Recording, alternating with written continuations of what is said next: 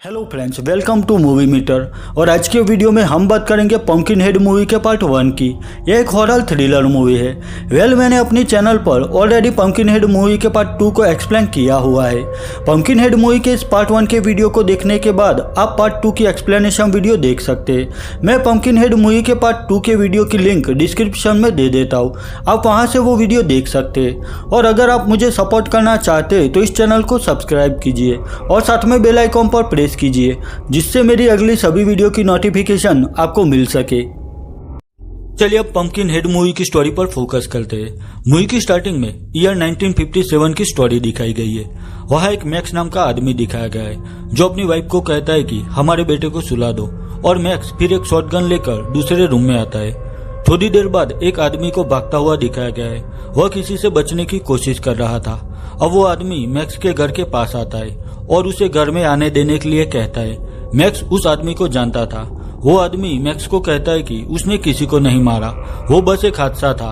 पर मैक्स उसे वहां से चले जाने के लिए कहता है। मैक्स उसे कहता है कि तुम एक मर्डरर हो और तुम्हारे साथ बस यही होना चाहिए। अब मैक्स का बेटा एक खिड़की के पास खड़ा था। तब वो देखता है कि उस आदमी को किसी खतरनाक क्रीचर ने पकड़ रखा था और वो क्रीचर उस आदमी को आखिर बड़ी ही बेरहमी से मार डालता है। अब प्रेजेंट यानी कि ईयर 1987 का सीन दिखाया गया है। वो लड़का बड़ा हो गया था। उसका नाम एड था। एड का भी एक बेटा था, उसका नाम बिली था। एड अपने बेटे और जिप्सी नाम के एक डॉग के साथ रहता था। एड बिली को बहुत चाहता था। उसकी वाइफ की डेथ के बाद बस बिली ही उसका जीने का सहारा था। एड की एक छोटी ग्रोसरी शॉप थी। बिली भी उस शॉप पर एड की हेल्प करता था। अब वहां पर कुछ फ्रेंड्स आते और ग्रोसरी शॉप को देखकर शॉपिंग के लिए रुक जाते। वहां पर जोएल नाम का लड़का भी था। वो थोड़ा सर फिरा था। अपनी डर्ट बाइक लेकर वो वहां पर स्टंटबाजी करने में लग जाता है। बाकी लोग ग्रोसरी शॉप से शॉपिंग कर रहे थे। अब एड को अपनी शॉप के लिए कुछ सामान लाना था, तो वो अपने बेटे बिली को शॉप पर बैठने के लिए कहकर वहां से निकलता है। बाहर जोएल के साथ उसका छोटा भाई स्टीव भी दूसरा बाइक लेकर उसके साथ रेस में लग जाता है। अब बिली शॉप में बैठा था, तभी उसका डॉग जिप्सी शॉप से बाहर चला जाता है। वो डॉग जोएल और स्टीव जहां पर स्पीड में बाइक चला रहे थे उस ओर भागता है। यह देखकर बिली डॉग को लेने के लिए वहां जा रहा था। तभी वहां पर जोएल फुल स्पीड में आ रहा था। उसे नीचे खड़ा हुआ बिली नहीं दिखाई देता और तब उसका बाइक से कंट्रोल चला जाता है और वह बिली से टकरा जाता है। बिली उछलकर नीचे गिरता है। बिली काफी घायल हो चुका था। जोएल वहां पर आकर बिली की कंडीशन देखता है और डर जाता है। स्टीव से कहता है कि बिली को अर्जेंट हॉस्पिटल ले जाना होगा, पर स्टीव किसी की बात नहीं सुनता और अपनी गर्लफ्रेंड के साथ वहां से निकल जाता है। अब स्टीव भी सब लोगों को वहां से चले जाने के लिए कहता है। स्टीव बिली के पास बैठा था, तभी वहां एड आता है। वो वहां पर आकर देखता है कि बिली काफी घायल था। स्टीव एड से कहता है कि किसी को पता नहीं कि आखिर बिली को क्या हुआ। स्टीव को झूठ बोलता हुआ देखकर एड उसकी ओर गुस्से से देखता है और वहां से चला जाता है।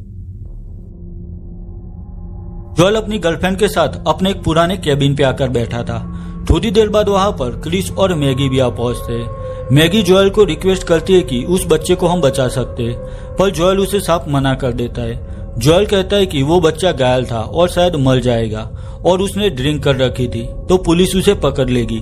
ऐसा कहकर जोएल सभी कार की चाबियां छुपा देता है और सबको कॉटेज में लॉक कर देता है, जिससे कोई भी बिली की हेल्प ना कर सके। वही दूसरी ओर एड को दिखाया गया है, जो अपने बेटे बिली को अपनी बाहों में लेकर बैठा था। बिली आखिर मर चुका था। एड वहां पर रो रहा था। उसके चेहरे पर दर्द था। अब एड ने डिसाइड कर लिया था कि वह बिली के कातिल को इतनी आसानी से नहीं जाने देगा। तो एड बिली की डेड बॉडी ट्रक में लेकर एक वॉलेस नाम के शख्स के पास आता है।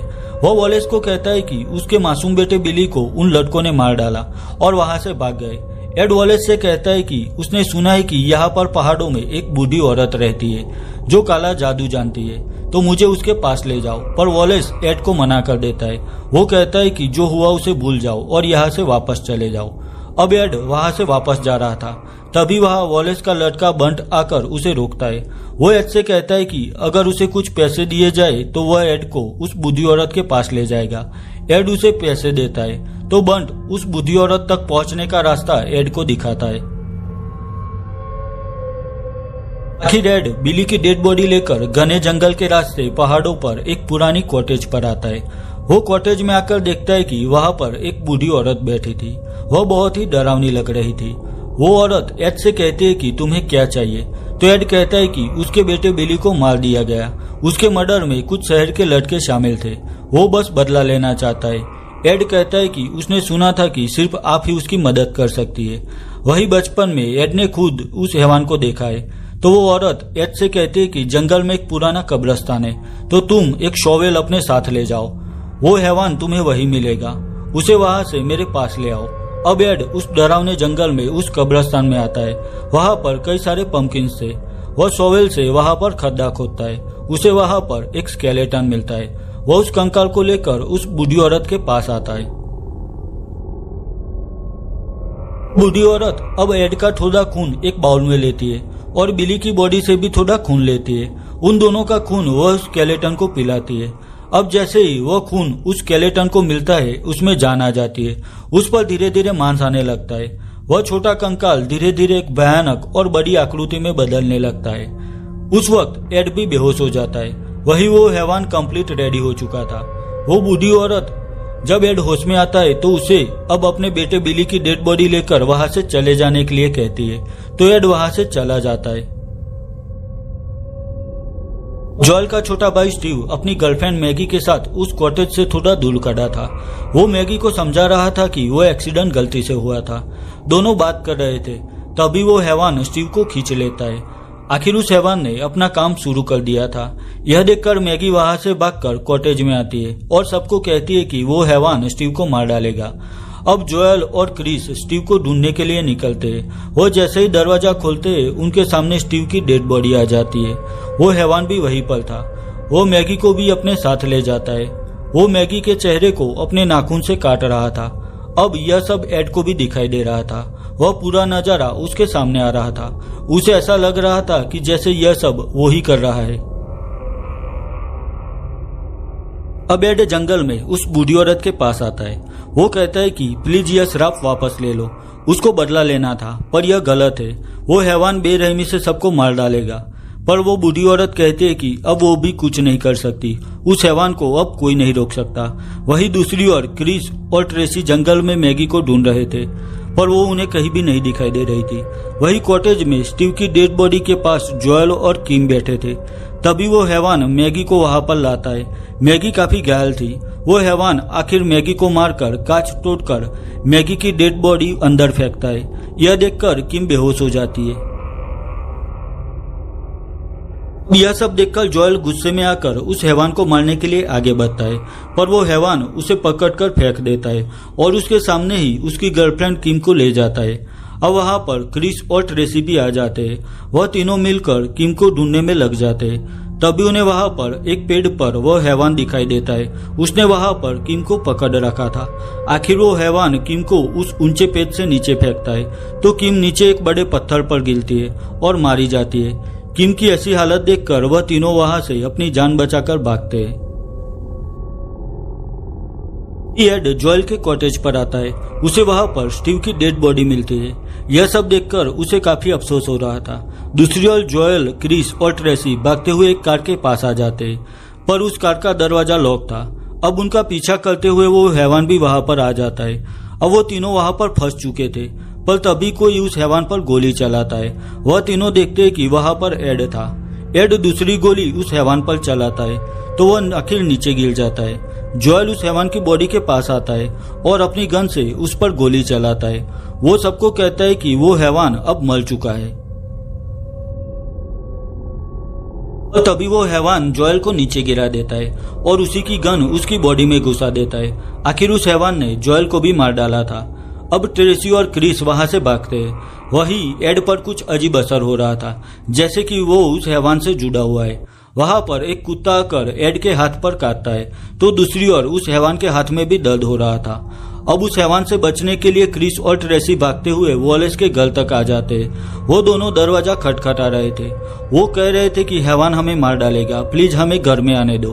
पर वॉलेस सबको घर में कहता है कि दरवाजा मत खोलना। वॉलेस अपने बच्चों को सो जाने के लिए कहता है। और वॉलेस का बेटा बंट उस हैवान को देखना चाहता था। वही उसका ऐसा मानना था कि वो हैवान सिर्फ उन लोगों को ही हर्ट करेगा। तो वो घर से चुपके से बाहर आकर क्रिस और ट्रेसी से मिलता है। वो उन्हें कहता है कि तुम लोग उस हैवान द्वारा चुन लिए गए हो। बंट उन दोनों को वहां से सेफ जगह पर ले आता है।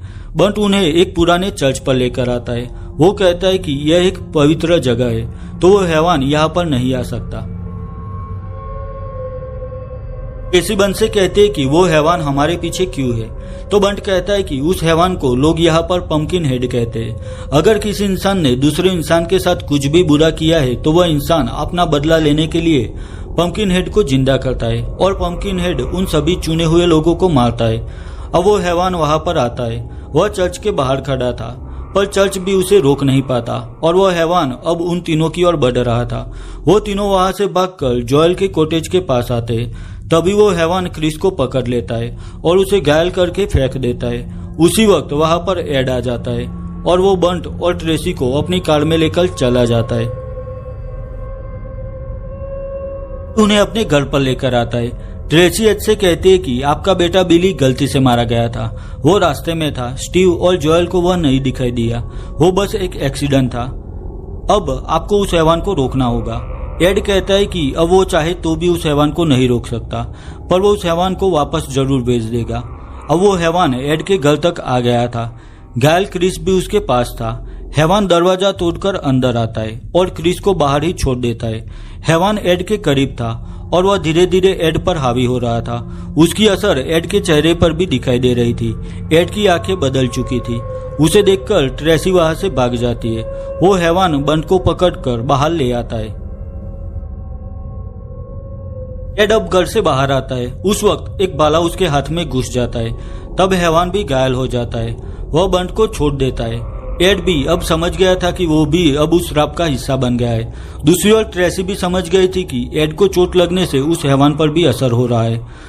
एड वहां से भागकर अपनी ट्रक की ओर जाता है और ट्रेसी आग से उस हैवान को जलाने की कोशिश कर रही थी, पर उस पर आग का कोई असर नहीं हो रहा था और वो ट्रेसी को पकड़ लेता है। वह ट्रेसी को मारने ही जा रहा था, तभी एड खुद पर गोली चलाता है। एड घायल हो चुका था, तो वो हैवान भी नीचे गिर जाता है। ये जिंदा था, तो हैवान बंट को पकड़ लेता है और उसको मारने की कोशिश करता है। तब एड ट्रेसी को गन लेकर उस पर गोली चलाने के लिए कहता है। ट्रेसी गन से एड पर गोलियां चलाती है।